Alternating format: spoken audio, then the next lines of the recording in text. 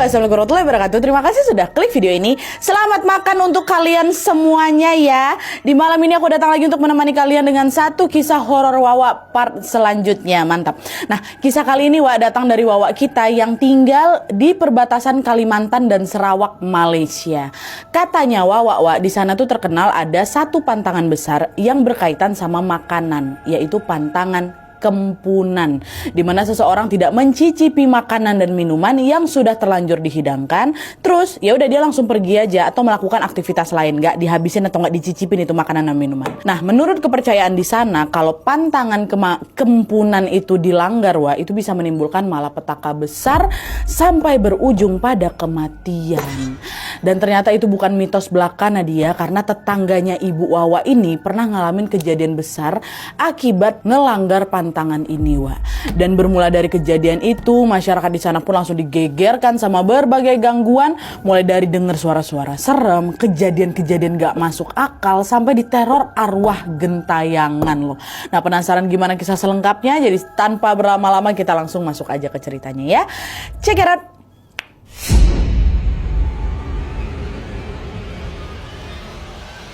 Oke, jadi kisah yang akan aku ceritakan ini dikirim sama Wawa kita yang bernama Neni dari perbatasan Malaysia itu. Halo Neni. Nah, kisah ini tuh terjadi sekitar tahun 1980-an dan dialami sama keluarga ibunya Neni yang bernama Bu Sati dan juga tetangga di kampungnya Bu Sati. Ini kita dapat KW jadul lagi, Nah, waktu itu Bu Sati ini tinggal bersama bapak ibunya atau kakek neneknya Wawa yang biasanya dipanggil Atok dan Inek. Mereka tinggal di sebuah rumah adat yang disebut rumah panjang, Jadi semacam rumah panggung dari kayu, ukurannya besar terus memanjang.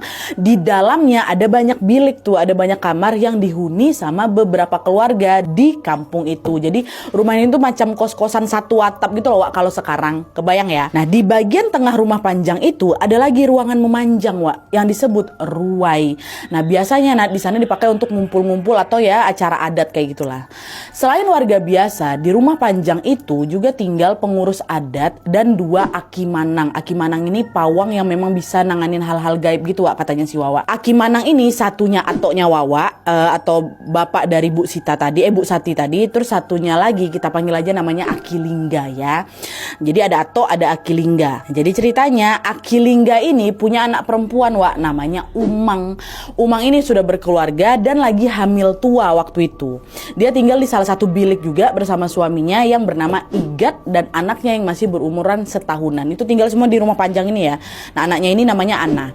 Nah, suatu hari Umang dan Igat mau pergi belanja kebutuhan pokok ke pasar, yang lokasinya cukup jauh dari rumah.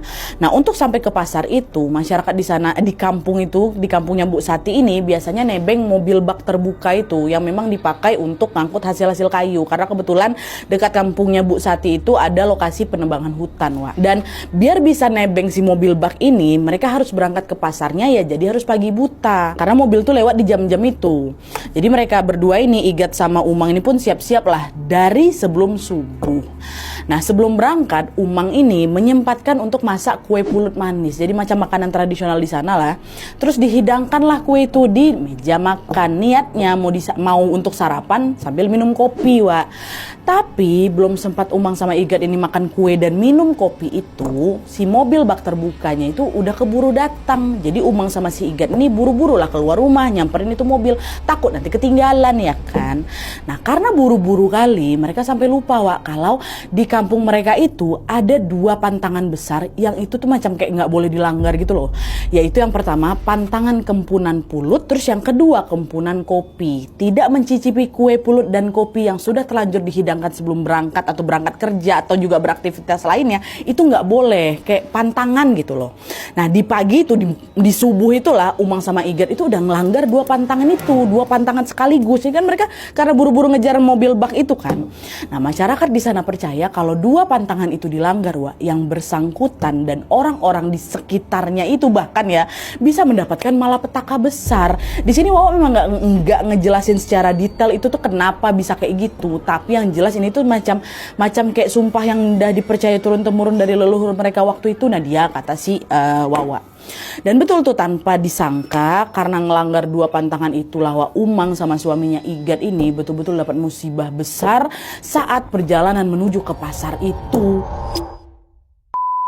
Nah jadi waktu Umang sama si Igat ini nebeng si mobil bak tadi, Wak, posisinya Umang sama Igat ini duduk di paling belakang dekat pintu bak belakang tuh loh. Karena di bagian tengah bak itu kan, bak mobil itu kan dipakai untuk naruh beberapa gelondong kayu panjang ya kan. Jadi pintu baknya itu juga macam kayak nggak bisa ditutup, Wak. Dan kebetulan waktu itu memang tidak ada penumpang lain selain Umang sama Igat. Mereka duduk dekat pinggir pintu belakang itu, berdua aja mereka di bak mobil tuh. Nah mobil itu udah tuh melajulah ini ngelewatin jalanan kampung yang becek dan juga penuh bebatuan. Jadi selama perjalanan itu Umang sama si Igat harus pegang sisi mobil itu, Wak, gegarnya kan keguncang-guncang ya kan. Sampai di satu jalan yang agak nanjak, Wak. Ternyata guncangannya makin kencang lagi. Nah disitulah pegangan Umang ini kelepas, terjatuh dia dari mobil, Wak. Waktu jatuh perut Umang kan dia lagi hamil tua kan, Wak, langsung ngantem bebatuan yang di sana dan Umang pun langsung mengalami pendarahan hebat. Ngeliat itu paniklah si Igat ya kan, dia langsung teriak-teriak, Pak berhenti dulu Pak, berhenti, istri saya jatuh katanya. Nah begitu si mobil itu berhenti, Igat langsung loncat itu kan, langsung turun nyamperin istrinya udah tegolek itu, udah pingsan, udah gak sadarkan diri kan, Wak. Itu udah berdarah-darah kondisinya. Siapa ini? Kondisi Umang. Igat goncang-goncang badan istri, bangun dedek, bangun dek, bertahan dedek, nih aku mau bawa ke rumah sakit langsung nih ya, gitu kan sama si Igat. Tapi sayangnya waktu Pak sopir itu ikut turun juga memeriksa Umang, Wak, nyawa Umang sudah tidak tertolong lagi, meninggal di tempat Umang di situ. Ya Allah. Akhirnya di situ Umang pun dibawa balik langsung ke rumah Panjang, Wak, nggak ke rumah sakit lagi, balik ke rumahnya lah ini kan, rumah Panjang itu. Begitu sampai di sana, Akilingga ini pawang adat sekaligus juga bapaknya Umang, Wak, shock kali ngelihat anaknya udah berdarah-darah diangkut sama Igat ya kan. Ditanya, kok bisa Umang kayak gini ya? Dia kenapa? Kata Akilingga sambil terisak-isak. Igat itu bilang, Umang jatuh dari mobil Pak, Umang jatuh, kayak gitu. Igat juga cerita, Pak ini kayak semua gara-gara kami ngelanggar pantangan kempunan pulut sama kempunan kopi lah Pak sebelum ke pasar tadi. Kata dia kayak gitu. Pas denger itu makin shock lagi lah Akilingga, Wak, karena ada kepercayaan di sana kalau perempuan hamil tua terus meninggal mendadak, apalagi juga meninggalnya sehabis ngelanggar si kempunan pulut sama kempunan kopi itu, ini arwahnya bisa gentayangan, ini bisa nyelakain banyak orang, ini orang-orang yang memang masih hidup gitu loh. Jadi di situ Akilingga langsung bilang, aduh nggak bisa nih kalau gitu, sekarang cepat makamkan jenazah Umang hari ini juga. Kalau nggak bisa celaka kita semua, kata Akilingga.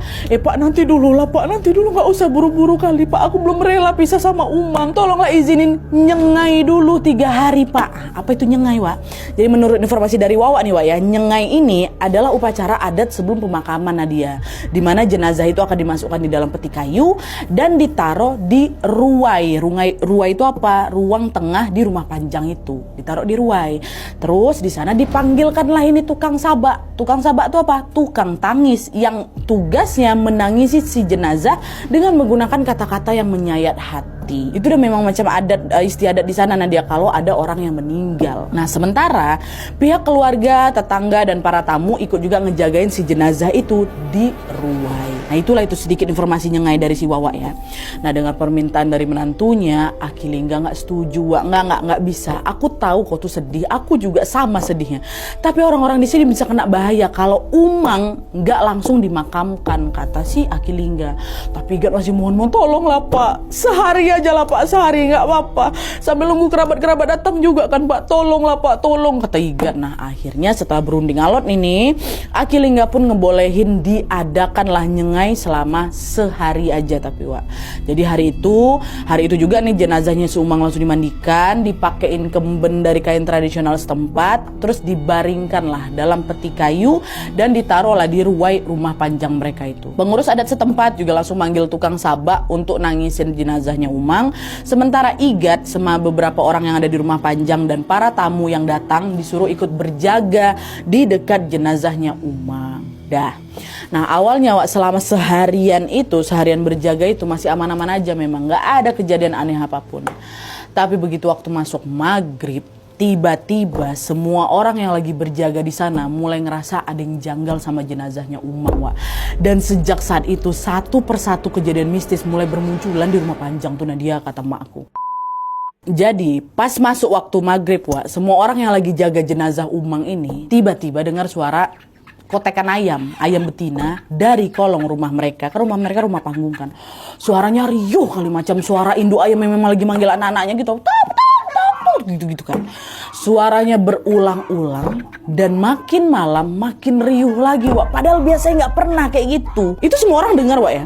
Nggak lama semua orang di sana mulai juga mencium ada bau anyir dari arah jenazahnya Umang. Itu baunya nyengat kali, Nadia, kata mamaku. Tapi anehnya nggak berselang lama kemudian si bau anyir itu tiba-tiba berubah jadi wangi. Wangi kali, macam wangi bunga, Wak. Tapi wanginya juga nyengat. Heboh lah orang-orang di sana kan. Mereka cek lah itu jenazahnya Umang lebih dekat. Dan begitu peti mayat itu dibuka, Wak, mereka baru mereka baru ngelihat kalau kuku tangan sama kuku kakinya Umang tiba-tiba macam memanjang gitu, Nat. Macam cakar gitu loh, panjang. Terus warna jari-jarinya itu berubah jadi hitam pekat. Hitam pekat, Wak, macam angus, mohon maaf, hitam. Shock lah mereka kan, karena baru kali ini mereka ngelihat kuku jenazah yang belum ada 1 hari meninggal udah berubah warna jadi hitam sepekat ini, terus memanjang, mana baunya wangi pula. Kenapa nih? Ya bro, pada nangis-nangis juga semua di situ. Tapi di situ Aki Lingga, bapaknya Umang, Wak, berusaha untuk menenangkan mereka semua. Udah nggak apa-apa. Sekarang tutup aja lagi petinya. Kita baca doa sama-sama lagi. Udah, semua orang nurut lah ini ya kan. Tapi baru aja itu petinya ditutup, Nat, semua orang di ruai tadi, di ruang tengah ini dikejutkan sama teriakan mama-mama yang ada di dapur. Ada belatung, kata mereka. Orang-orang yang jaga jenazah termasuk Aki Lingga langsung beberapa nyamperin ke sana ya kan. Begitu nyampe di sana, salah satu ibu-ibu di situ, Wak, nunjukin panci berisi nasi yang udah basi penuh belatung. Wak. Ibu-ibu tuh bilang, Pak, kami baru aja loh masak nasi ini buat tamu-tamu. Baru aja matang, Pak. Tapi waktu kami buka tutup pancinya, tiba-tiba banyak kulat, banyak jamur, banyak juga belatungnya. Baru dimasak langsung basi, Wak. Nah, ngelihat itu, ada nih Indai Tua tuh macam tetua perempuan yang ada di sana lah, Wak. Marah-marah dari situ. Kalian pasti lupa ya nyisihin nasi untuk arwahnya Umang, kata gitu. Kan udah aku bilang tadi, kalau ada yang baru meninggal, kasih makanan dulu ke arwah mereka, biar mereka nggak ganggu makanan kita. Itu kata percayaan mereka, Wak.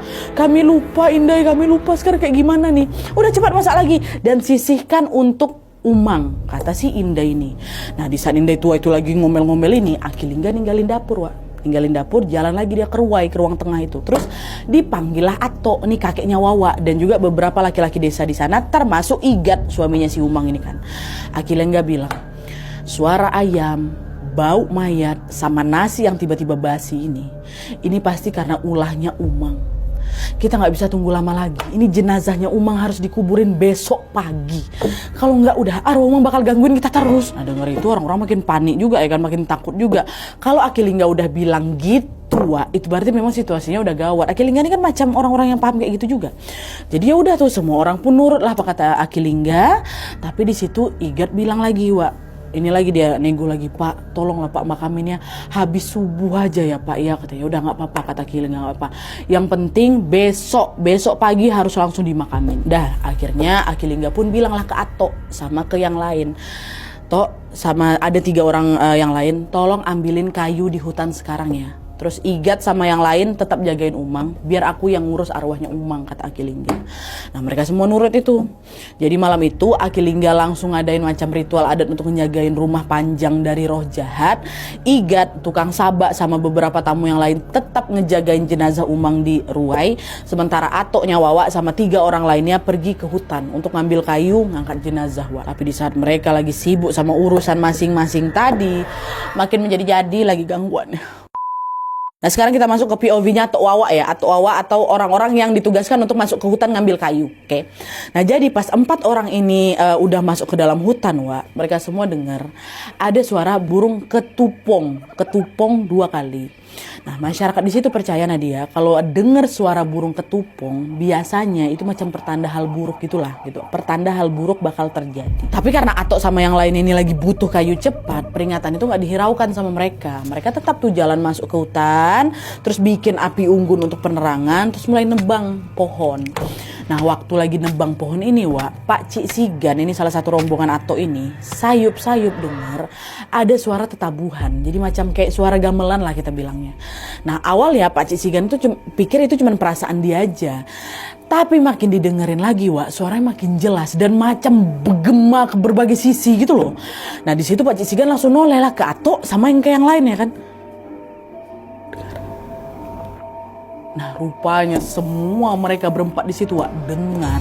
Tapi di situ Atok kelihatan macam tenang gitu karena udah terbiasa sama hal-hal kayak gitu ya kan. Soalnya kan dia juga Atok ini kan termasuk salah satu pawang adat di situ. Nah, Atok pun langsung lah ngebakar ujung parangnya, Wak, di situ dibakarnya ujung parangnya di api unggun itu sampai warnanya macam kemerah-merahan. Terus sudah ditancapkanlah parang itu ke tanah. Sambil si Atok bilang, "Maaf, kami hanya orang bodoh dan lemah. Jangan ganggu kami cuma mau cari kayu," katanya. Nah, Pak Cik Sigan sama yang lain pun paham nih kenapa Atok ngomong kayak gitu. Dia kayak minta izin lah gitu kan, jangan ganggu kami, ini kami lagi ada kerjaan gitu. Dan betul, Wak, abis si Atok ini nancepin si parang itu, suara tetabuhan tadi langsung hilang, lenyap, hilang gitu loh. Nah, udah selesai, udah hilang kan, udah gak ada lagi suaranya. Kemudian Atok ini nyuruh rombongannya untuk bergegas nebang itu kayu, terus balik lagi ke rumah Panjang sekitar tengah malam juga lah kan, malam-malam mereka cari. Nah, pas sudah nyampe di rumah Panjang, Atok dan yang lain ceritalah kejadian di hutan tadi ke Aki Lingga. Di situ Aki Lingga bilang ke Atok, udah nggak betul itu, Wak.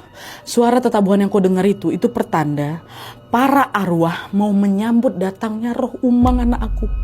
Kita harus nyediain persembahan ini untuk mereka dan cepat makamin Umang. Ini kalau nggak bisa-bisa arwah itu bisa makin marah lagi dan ikut ngegangguin kita. Sekarang coba tolong kamu yang terawang roh Umang lagi ada di mana? Kata si Aki Lingga ke Atok. Atok kan juga bisa kayak gitu kan, bisa komunikasi bahkan sama roh-roh halus. Nah, dia Atok aku itu. Nah, saat itu juga Atok langsung diminta dibikinin kopi panas. Terus dia duduk lah ini bersila di dekat jenazahnya Umang sambil tutup matanya dan baca macam doa-doa kayak gitu. Mulut Atok kelihatan komat kamit itu macam lagi komunikasi lah itu kan, entah sama siapa. Terus nggak lama Atok tiba-tiba kebangun macam orang ketakutan gitu, Wak. Atok di situ nggak ada ngomong apa-apa, tapi dia langsung minum itu kopi yang masih panas itu gluk sampai habis. Dan setelah itu dia pergilah ke kamar Aki Lingga di sana, Wak, untuk rapat darurat sama warga dan pengurus adat lainnya di situ. Langsung diserahkan. Nah, di sana si Atok bilang, kita harus makamin Umang sebelum subuh. Jangan sampai terlambat lagi. Igat nolak lu. Kenapa toh? Kan tadi udah sepakat Umang mau dimakaminnya setelah subuh. Nggak bisa, Gat. Nggak bisa. Arwah istrimu itu masih keliaran di sekitar sini. Dan sekarang dia lagi ngincar anak kau, lagi ngincar si Ana lagi dalam bahaya, kata dia kayak gitu. Panik sih Gat waktu denger itu. Serius toh? Terus kayak gimana ini? Aku nggak mau anakku dibawa. Di situ Aki Lingga yang bilang mertuanya, sekarang udah kalian semua cepat siapin usungan kayu sama peralatan adat yang lain, dan habis itu kita langsung mulai ritual pengantaran jenazah. Sekarang aja langsung, kata si Aki Lingga. Akhirnya beberapa laki-laki di rumah Panjang itu pun, Wak, langsung bergegas lah nyiapin kayu panjang yang tadi diambil sama Atok di hutan. Terus diikatlah peti berisi jenazahnya Umang ini ke kayu panjang itu. Memang kan kayu ini fungsinya buat pegangan kan, Wak, untuk ngusung si peti. Setelah semua siap, barulah jam 3 pagi tuh, dan bahkan sebelum jam 3 pagi nih Aki Lingga pun memimpin ritual pengantaran jenazah. Aki Lingga minta beberapa laki-laki mengangkat peti jenazahnya si Umang, terus dilanjutkan dengan ritual kayak mecah pinggan, mecah piring. Terus gak lama setelah hal itu dilakukan, Wak, lagi-lagi semua orang di sana cium bau anyir. Mama aku juga kan ada di situ, cium juga bau anyir dari arah petinya jenazah Umang. Bahkan kali ini lebih busuk lagi dan dia lebih nusuk lagi ke hidung. Terus nggak lama mereka semua di sana dengar ada suara macam benda jatuh dari atap tuh. Kayak gitu, macam diantam. Tapi waktu nengok ke atas nggak ada atapnya, nggak rusak sama sekali. Waktu dicek di luar juga nggak ada apa-apa, nggak ada pohon tumbang atau benda-benda lain terampas gitu, nggak ada. Di situ Aki Lingga bilang lagi, ini udah bahaya nih, udah bahaya. Umang datang, dia mau nyari Ana. Aki Lingga langsung bilang ke tukang sabak, tolong kalian gantiin bajunya Ana, pakein baju anak lain, terus olesin minyak ke keningnya si Ana. Nah, Aki Lingga nyuruh kayak gitu untuk mengecoh Umang sementara waktu biar nggak ngenalin itu baunya si Ana. Ganti bajunya. Setelah diganti, Wak, cara itu berhasil pula.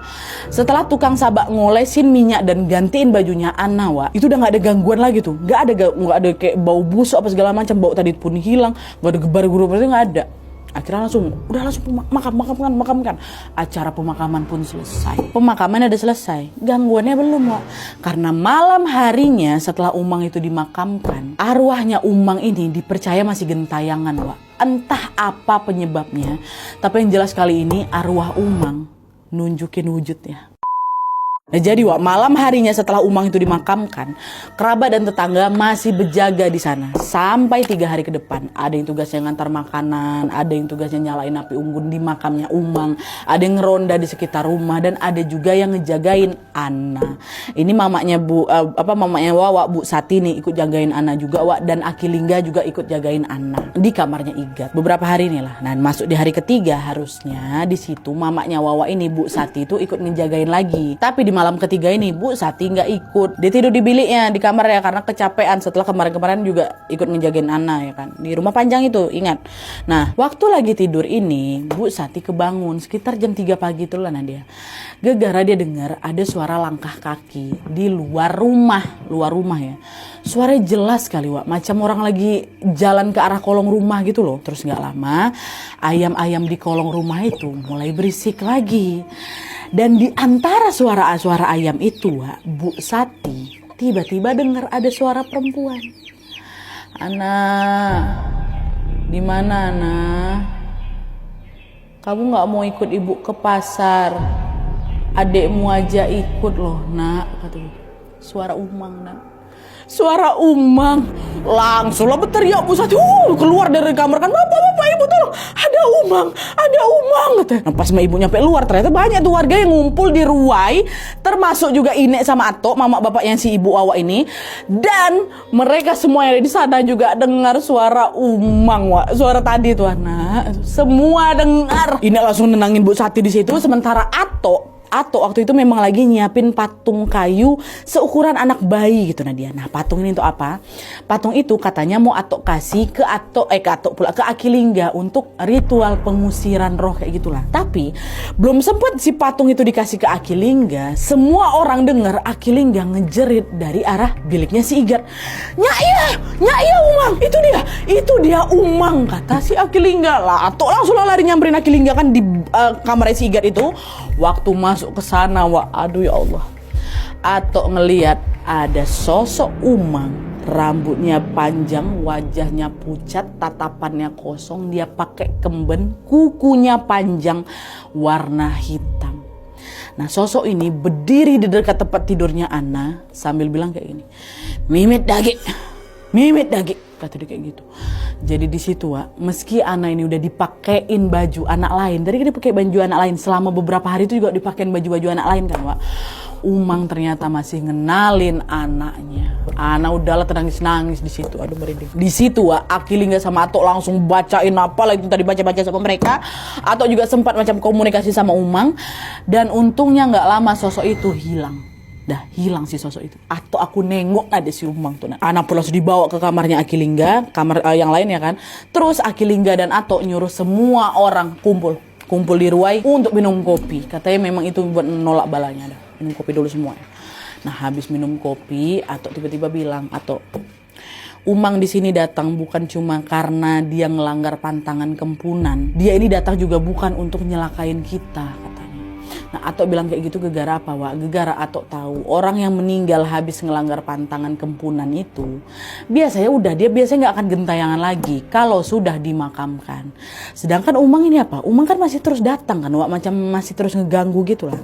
Atok akhirnya bilang lagi, Lingga, Umang ini cuma mau bawa Ana karena dia nggak tega ninggalin Ana yang masih kecil ini tanpa seorang ibu. Jadi dia pasti bakal balik lagi ke sini buat nyariin Ana, Lingga, katanya gitu. Nah, Igat nyempelin, Tok, aku tahu Umang memang sayang kali sama Ana, tapi aku nggak mau Ana dibawa pergi, Tok. Cuman ada satu cara, Gat. Kamu sama Ana harus ikut tukar nama dan pergi dari kampung ini untuk sementara waktu. Nggak apa-apa, tukar-tukarlah nama aku. Yang penting anak aku selamat, kata Igat, Wak. Akhirnya besoknya, Wak, langsung lah Atok sama Aki Lingga ini ngadain macam ritual menukar nama. Caranya itu mereka akan bawa 1 ayam ke ruai, terus mereka nulis 3 nama laki-laki dan 3 nama perempuan di atas kertas. Nah, kalau ada 1 nama yang dipatuk sama si ayam ini 3 kali, maka nama itulah yang nantinya akan menjadi nama barunya Igat dan juga Ana, suami dan anaknya Umang ini, Wak. Nah, ditunggu ya kan, dan disiapin semua. Nah, waktu itu nama yang dipatuk sama ayam ini adalah nama Liam dan nama Lina. Jadi Igat diganti nama jadi Liam, Ana juga diganti jadi nama Lina gitu ya. Atau bilang ke semua orang, mulai sekarang jangan ada yang manggil nama Igat dan Ana lagi. Kalau ada yang ngelanggar, ritual ini bisa gagal. Dengar ya, jangan panggil Igat dan Ana lagi. Mulai sekarang panggil mereka Liam dan Lina. Dah, habis bilang kayak gitu, gak berhenti di situ aja, ataupun nyuruh si Igat untuk ganti baju, pakai baju tetangga, dan Ana juga dipakein baju dari anak lain juga. Oh, udah setuju lah semua orang gitu kan. Masih ada lanjutan dari pengusiran ini, Wak. Setelah ritual tukar nama selesai, Atok sama Akilingga langsung menyiapkan patung kayu khusus seukuran badannya Ana. Oke, badan anaknya itu. Nah, patung itu dipakein bajunya Ana, Wak. Terus macam dibaca-bacain kayak gitulah. Lalu ditaruhlah di salah satu sudut kamarnya Igat. Nah, waktu itu udah semua orang pada merhatiin aja, Bu Sati merhatiin aja kan bapaknya kayak gitu. Akilingga sama Atok juga nggak ada bilang sama mereka patung itu buat apa. Cuma yang jelas malam harinya Atok nyuruh semua warga masuk ke dalam bilik masing-masing ya di rumah panjang itu. Ana juga ditaruh di kamarnya Akilingga, dan yang stay di biliknya Igat tadi, Wak, yang di kamar ditaruh patungnya Ana itu adalah Igat, Atok sama Akilingga, bertiga aja nungguin kalau ada yang datang malam itu ya kan. Karena ini kan memang lagi pengusiran. Dan sesuai prediksi, Wak, sekitar tengah malam Atok mulai ngerasain tanda-tanda kedatangan sesuatu. Sama seperti malam sebelumnya, malam itu ayam-ayam di bawah kolong itu mulai berisik lagi. Udara di sekitar juga udah mulai dingin. Terus gak lama sayup-sayup, Wak, terdengarlah suara Umang lagi manggil-manggil nama anaknya dan juga nama suaminya. Ana, Igat. Gak cuma suara Ana, suaminya juga dipanggil sama dia. Waktu dengar kayak gitu langsung panas dingin Igat. Wah, dia mikirnya ini jangan-jangan Umang juga mau bawa aku nih. Gak cuma Ana aja. Igat refleks teriak dari sana, "Aku Liam. Igat nggak ada di sini. Pergi!" Kata dia kayak gitu. Tapi di situ, Wak, Atok sama Akilingga langsung nenangin Igat, disuruh udah tutup mataku. Sementara Atok sama Aki baca-baca lagi, Wak. Sampai di satu titik datanglah arwah Umang ini, Wak. Muncullah di kamarnya Igat itu. Diam aja sosok itu, Nadia, kata Atok aku. Dia diam aja. Tapi dari gerak-geriknya kelihatan kalau Umang ini macam kayak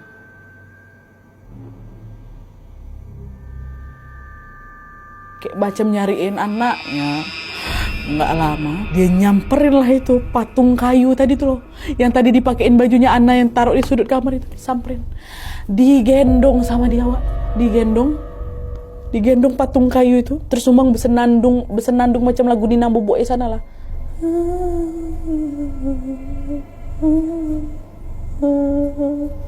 Dan gak lama setelahnya, Wak, sosok itu hilang bersama patung kayu tadi. Hilang, patung kayunya ikutan hilang. Aduh, merinding aku. Setelah kejadian malam itu, Atok bilang ke semua orang, Umang sudah pergi bawa patung penggantinya Ana. Tapi itu kayak cuman sementara aja. Kita lihat kalau malam ini Umang datang lagi nyebut nama Ana, berarti ritual kita gagal katanya. Udah ditunggulah malam itu, semua orang pada panik ya kan, ini datang lagi apa enggak. Pasti masih berjaga-jaga di luar kan, Wak. Di biliknya Igat ya cuman mereka bertiga lagi. Ditunggu. Untungnya, Wak, di malam berikutnya ini udah gak ada lagi yang aneh-aneh. Arwah Umang gak pernah datang lagi. Umang sudah pergi membawa patung kayu yang dia pikir itu adalah Ana. Kata kakek aku, Nadia, patung kayu itu dibawa Umang karena pertama baunya Ana memang sudah melekat di patung itu, karena kan dipakein bajunya Ana kan, Wak. Dan yang kedua, patung itu ternyata sudah direndam pakai air yang dicampur dengan potongan rambut, potongan kuku, sama darahnya Ana yang sudah dibakar. Jadi macam Umang ini terkecoh kayak gitu lah, Wak. Dan dia gak bisa bedain ini Ana asli atau bukan gitu. Udah gak datang lagi malam berikutnya ini. Nah, terus habis hal itu dilakukan, Wak, Igat pun langsung membawa Ana pindah ke kampung lain dengan nama mereka yang baru, yaitu Liam dan Lina. Dan sejak saat itu Igat udah gak pernah kembali lagi ke kampung halamannya. Padahal memang disuruh sementara aja pergi, habis itu dia gak mau lagi balik. Dia mau ngejagain anaknya di kampung lain. Gitu. Oke, Wak, jadi itu tadi kisah horor yang dialami sama Bu Sati atau keluarga ibunya Wawa dan para tetangganya dari rumah panjang ini. Sampai sekarang, Wak, keluarganya Wawa ini masih percaya kalau arwah Umang sebenarnya itu nggak berniat jahat, Wak. Dia itu cuma ibu muda yang hilang nyawanya dalam keadaan yang tragis. Dan di detik-detik terakhir hidupnya dia hanya memikirkan satu hal. Anaknya yang masih kecil, masih bayi. Makanya kenapa Umang ini sampai kayak gitulah gitu, buat kayak nyariin anaknya. Kisah ini bukan cuma pengalaman horor biasa Wak, tapi juga menjadi pengingat untuk kita bahwa kasih sayang seorang ibu itu memang tidak ada batasnya Wak, bahkan setelah kepergiannya atau kematian sekalipun. Terima kasih untuk Wak, terima kasih juga untuk Bu Sati, buat Ato, buat Akilingga, semoga semua pada sehat-sehat.